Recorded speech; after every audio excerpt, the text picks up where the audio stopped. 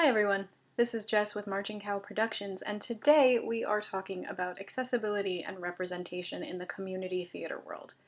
So this is something that I'm mentioning specifically because it's something that I do have a fair amount of experience with, and because I think it's important. I think there are a lot of disabled people who perhaps want to be doing certain things or want to be involved in the performing arts in some type of way and who feel perhaps uncomfortable or uncertain about how they can go about getting into that because of, in some cases, the way that professional theater is shown, is depicted. And I think that honestly, there's a lot to be said about this, and this is probably just going to be the beginning portions of that conversation because otherwise I could be here for hours and I don't think you necessarily want that. So in any case, I will try to split the video and leave timestamps in the comments if there are only certain parts that you want to watch or you only have time to check out a certain amount of it. So keep an eye out for those, and let's chat, shall we?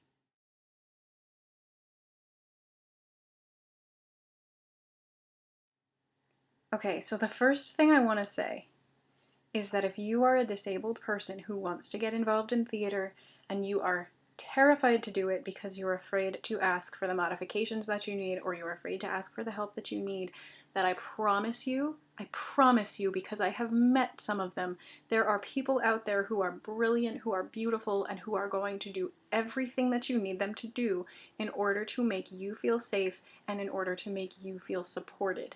Please know that those people exist. I have been so fortunate in that every community theater production that I have been a part of has involved these types of people, has involved these types of production teams. And look, I know that it's scary sometimes to advocate for yourself. I know that it doesn't always feel great to have to ask for help or to have to ask that something be changed so that you can safely do it. But you have to advocate for yourself because no one is necessarily going to know that you need the help unless you tell them. And again, I've been doing this a lot, and every time I have to ask, it's scary. But every time I've had to ask, the people that I've spoken to have been beyond accommodating and beyond kind about it. And if you are in a situation and you're doing something and that's not happening, you are not obligated to stay involved in that production. You are not obligated to do anything that is going to make you feel unsafe. If your health is at stake, whether that be your physical health or your emotional health, you do not need to stay in a production where your needs are not being met and your needs are not being respected. That's so important. Please don't feel like, oh, I don't want to get a bad reputation. I really want to do this, and if I make a fuss, it's going to be a problem and they're not going to hire me anymore. Please don't do that. You need to come first. Your safety and your health need to come first, and it's hard, and I understand. But the people who are worth working with are going to help you, I promise. So I'm not going to pretend that it's going to be a perfect journey. I'm not going to pretend that you're never going to come across the people who make it very clear that because you look a little different or because you move a little different or speak a little different or whatever it is, that you don't have a place in their production. And it's gonna suck every time. It's gonna feel like a gut punch every time. And I'm sorry for that.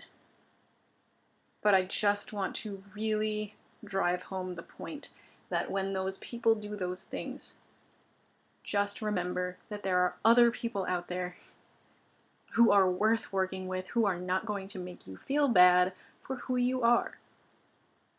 Please know that. And please don't stop trying just because you come up across these things, because you inevitably will. But you know what? One day, you might just find the group of people that makes you feel so at home and so supported that no matter what you have to ask them for and no matter how many times you have to ask for help, you don't have to be afraid of that anymore because you know they've got your back and you know that they support you. And that's amazing. And it's out there. It really, really is.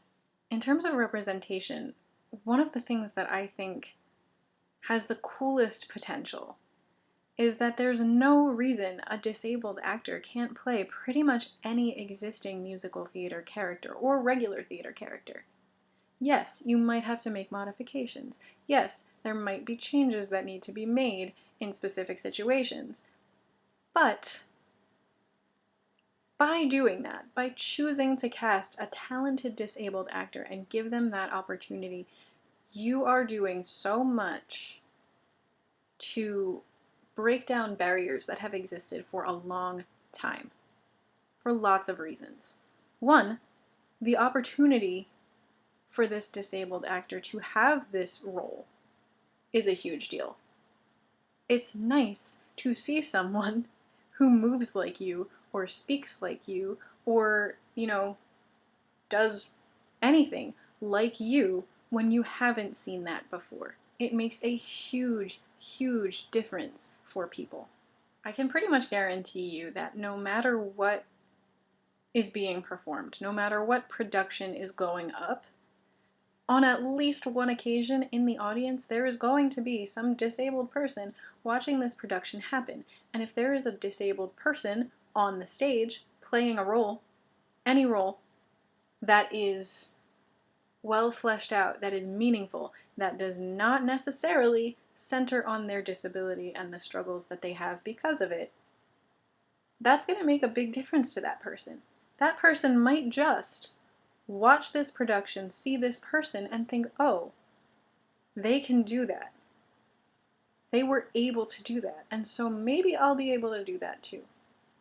That can be such a big deal for people, especially younger people who, sometimes might not realize what opportunities could be available to them.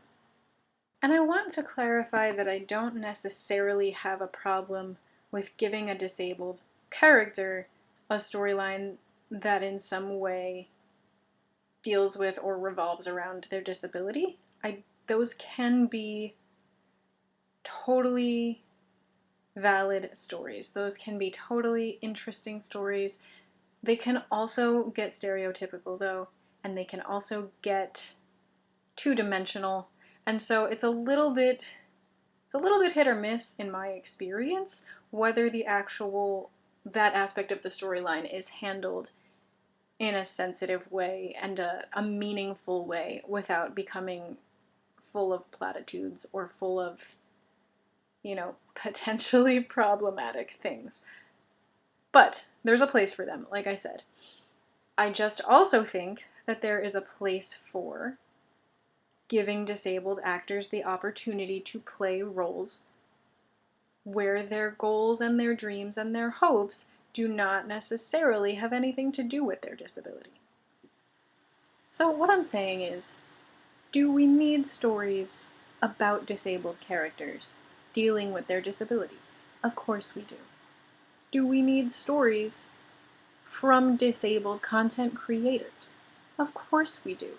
And we also need opportunities for disabled actors and disabled content creators to get to explore other types of storylines that don't always necessarily have to be about those topics. That's all I'm saying, is that we can have both.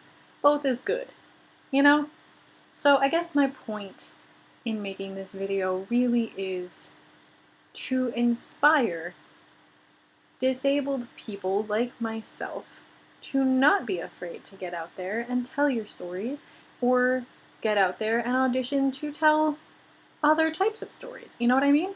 And if you are not a disabled person and you're watching this video, I guess my hope is just that this is something that you think about and that you consider how it might play into your approach to community theater in the future if that is your art form of choice.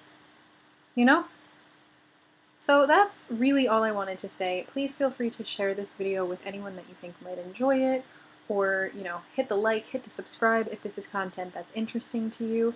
I do intend to keep talking about this, so I would love to have a conversation with you. If you are interested in being a part of that, please do reach out to me and let me know. And I'll see you soon. Okay, bye.